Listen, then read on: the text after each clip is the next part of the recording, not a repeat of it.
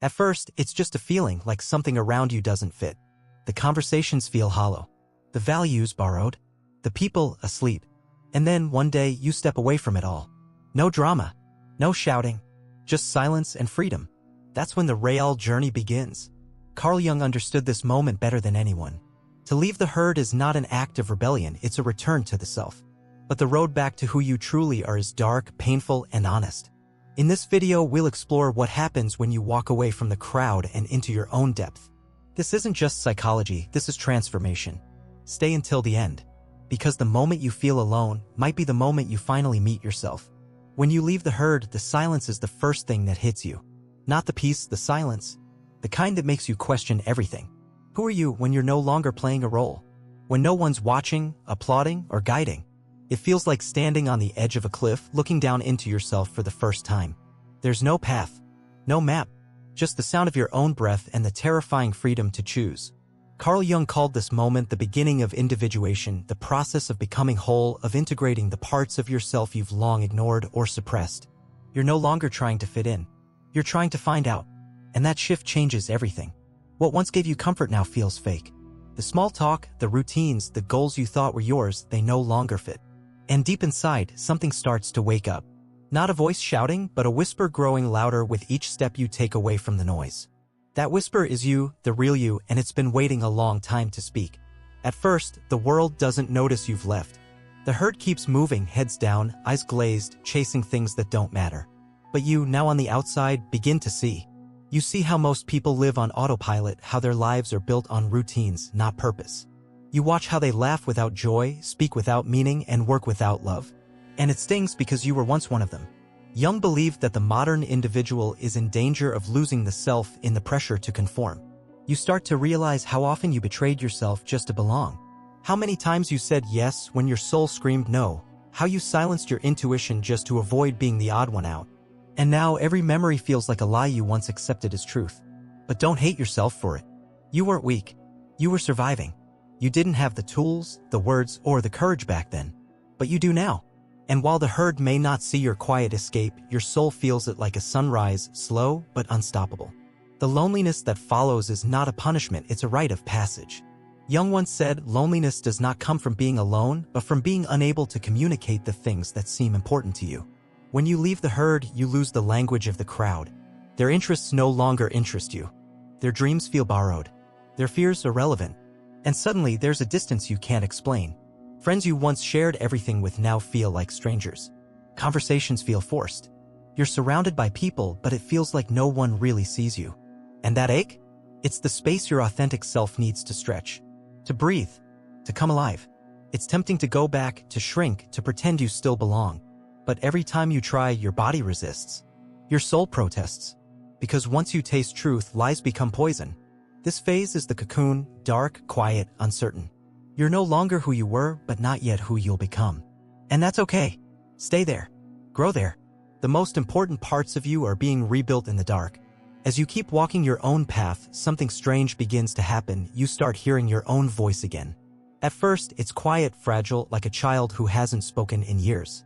But with each step away from the herd, it grows stronger, clearer, wiser.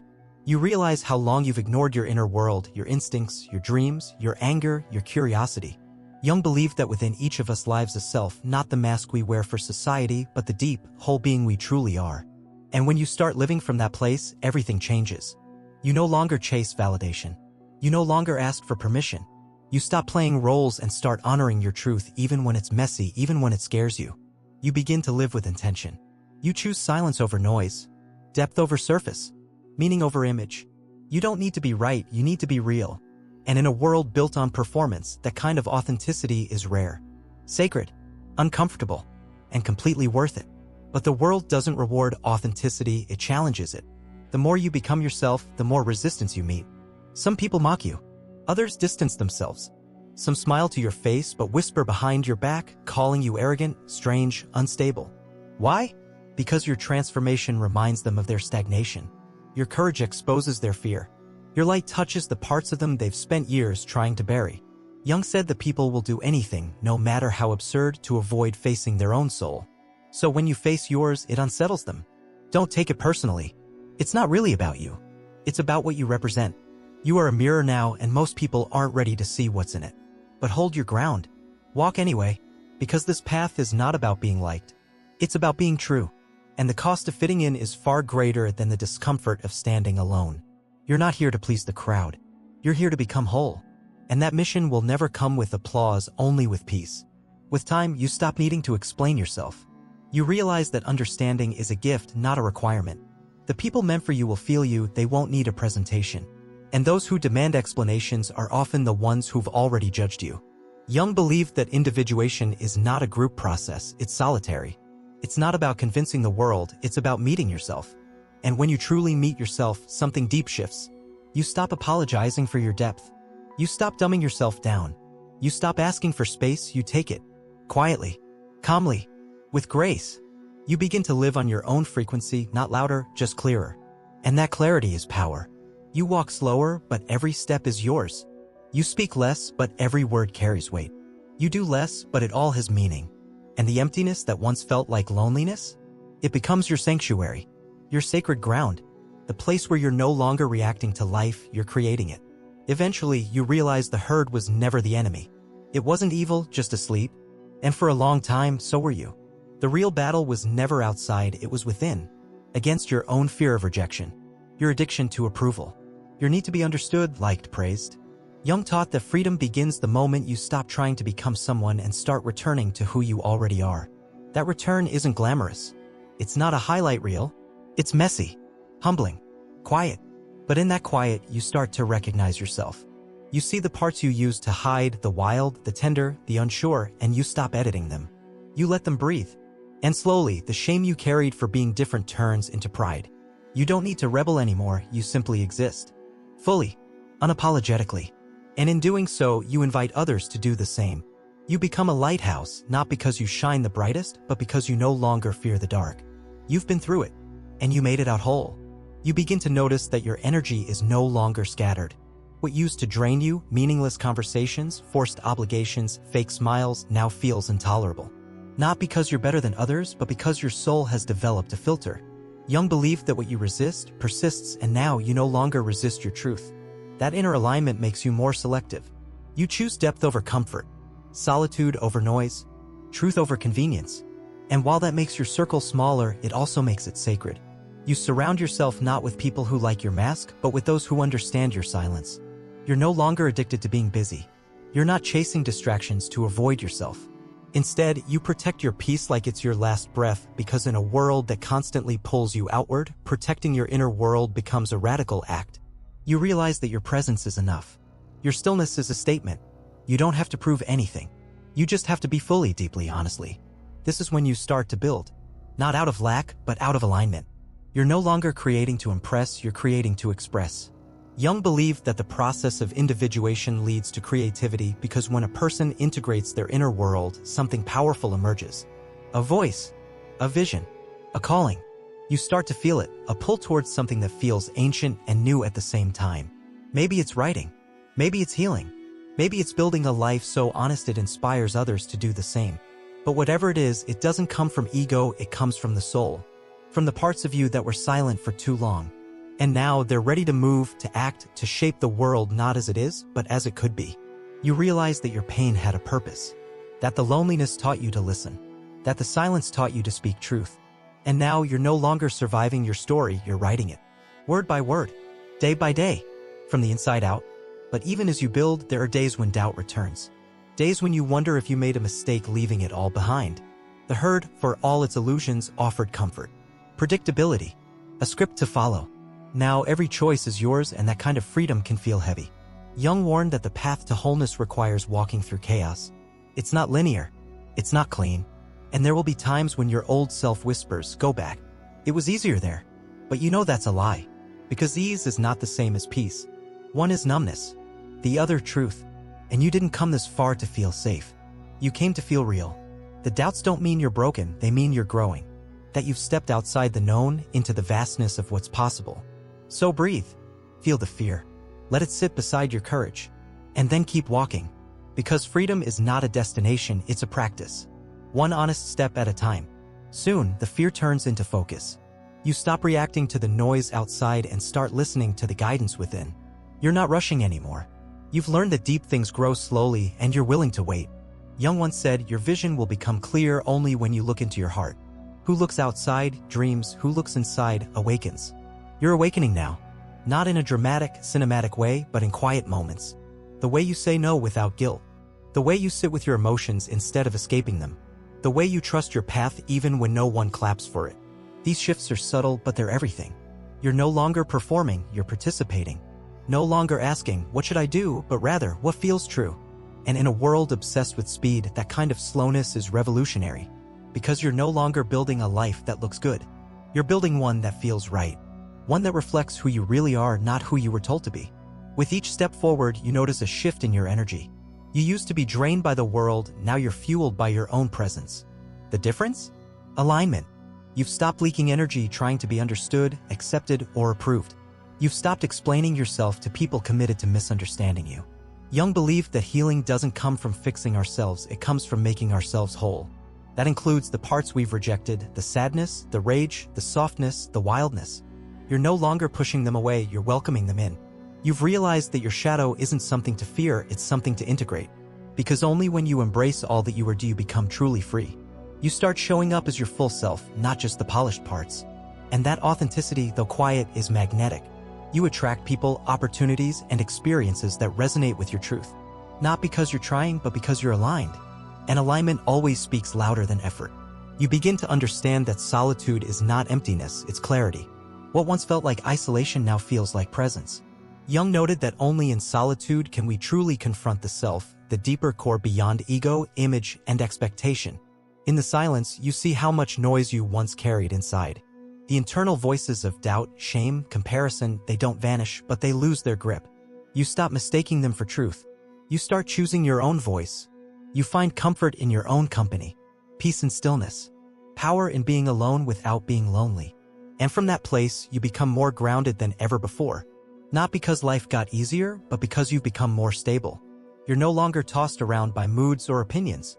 You've built an inner home, a quiet space the world can't shake. And now even when storms come, you remain centered.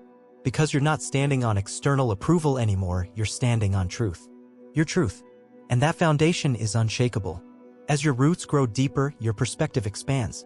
You no longer see challenges as punishments, but as invitations. Each obstacle becomes a mirror, showing you where you're still reactive, afraid, or holding on. Jung believed that everything that irritates us about others can lead us to an understanding of ourselves. So instead of blaming, you begin to reflect. Instead of running, you remain. You welcome discomfort as a teacher, not a threat. And in doing so, you transform. You're no longer addicted to ease. You're drawn to depth. You choose the hard conversations, the honest mirrors, the necessary boundaries. You've stopped pretending you're fine when you're not. You've stopped betraying yourself to keep the peace. Now you speak the truth even when your voice shakes. You hold space for others, but you no longer abandon yourself to do it. You realize that growth doesn't always feel good. It often feels like breaking. But beneath every break is a breakthrough, and you've learned to trust the cracking open. You begin to reclaim the parts of you that once felt too much, too intense, too emotional, too different. You no longer see them as flaws, you see them as your fire. Jung believed that wholeness comes from embracing, not erasing, our complexities. So you stop dimming your light to make others comfortable. You stop shrinking to fit into spaces that were never built for your truth. You own your sensitivity as a superpower, your intuition as intelligence, your depth as your gift. And something beautiful happens, you stop seeking belonging and start becoming it. You no longer wait to be chosen. You choose yourself every single day. And that decision, though quiet, changes everything. Because when you truly belong to yourself, the need to belong anywhere else fades. You walk into rooms without needing to prove. You enter conversations without needing to win. You love without needing to lose yourself. And the freedom that comes from that kind of self-possession is the kind of freedom no one can give and no one can take away. By now, you realize that walking away from the herd was never about rebellion, it was about remembrance. Remembering who you were before the world told you who to be. Before the masks. Before the noise. Before the fear. Jung spoke of the self as the totality of the psyche, the union of conscious and unconscious. And in your quiet, steady return to yourself, you begin to feel that union. You're no longer divided within. Your thoughts, emotions, and actions start to align. Your inner world becomes less of a battlefield and more of a home. And though the world may still pull at you, tempt you, test you, it can no longer uproot you. You've gone too deep. You've seen too much. You've built too honestly. And even when doubt creeps in, it no longer controls you. Because you have something stronger now, not certainty, but self-trust. You trust your path, your process, your presence. And that quiet trust carries you farther than any external plan ever could. Now, you begin to feel something you haven't felt in a long time: peace.